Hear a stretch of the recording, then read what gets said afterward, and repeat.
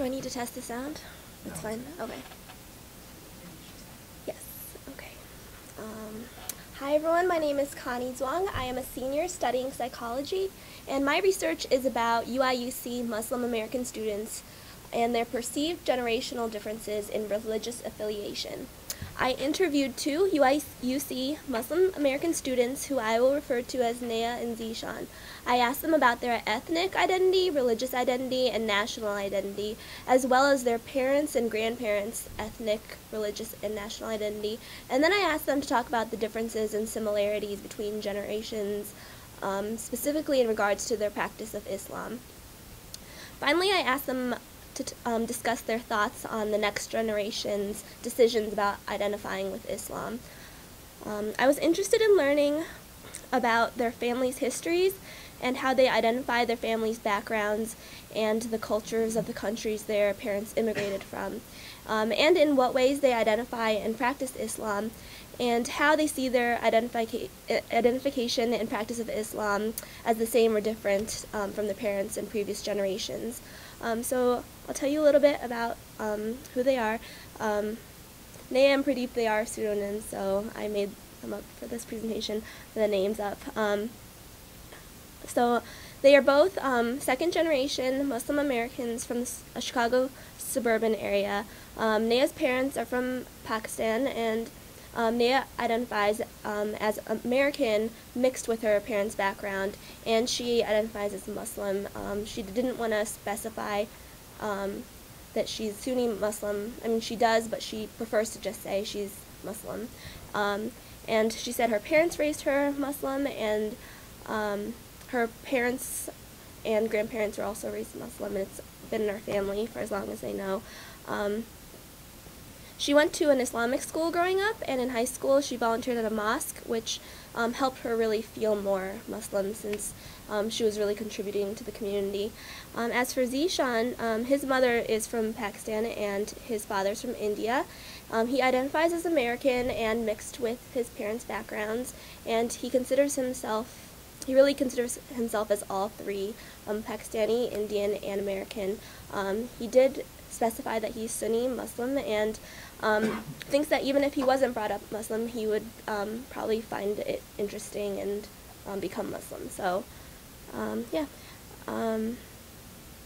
Let's see, moving on. Some things that I found were that they both see their affiliation with Islam as a chosen identity, and for Nea, it seemed more as a declared identity, especially as she was talking about her experiences wearing the hijab in London.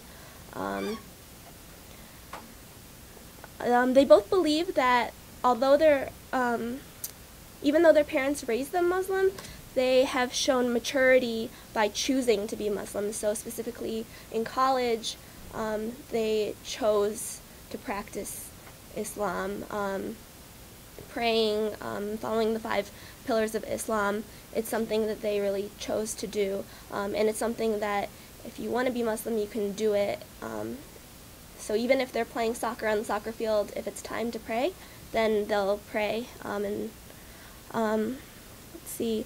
I found that they believe that their religion is fundamentally the same as their parents and grandparents, because they said that Sunni Islam is about the 5 basic pillars, and that does not change throughout contexts and countries. But they did add that sometimes culture does influence how people practice Islam. And so what they were saying is that their parents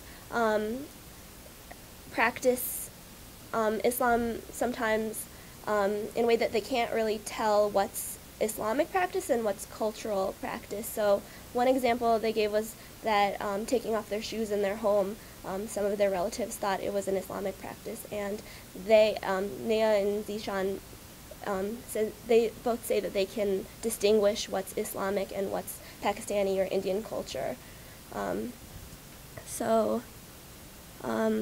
They did say that for the future generations, they believe that it'll just really be about choice, having a choice and a freedom to decide what they believe, that they will try to teach them about Islam, but they really think that it'll be just them deciding individually.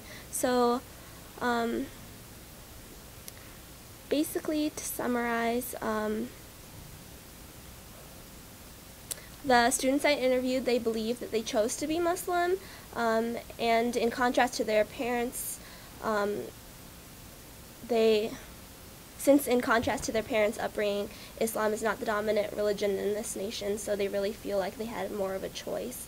And they really believe that fundamentally Islam is practiced the same throughout cultures and countries and contexts, but there are sometimes some cultural practices that are enmeshed, but they themselves are able to distinguish the differences.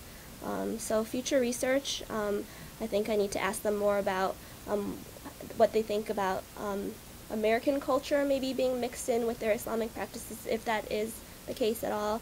And also, I'm interested in this emphasis on individual choice of Muslim Americans being raised in the United States, thinking that it's about individual choice, because I think it might ignore some structural inequalities and discrimination, some societal issues. So, yeah, that's my presentation. Thanks.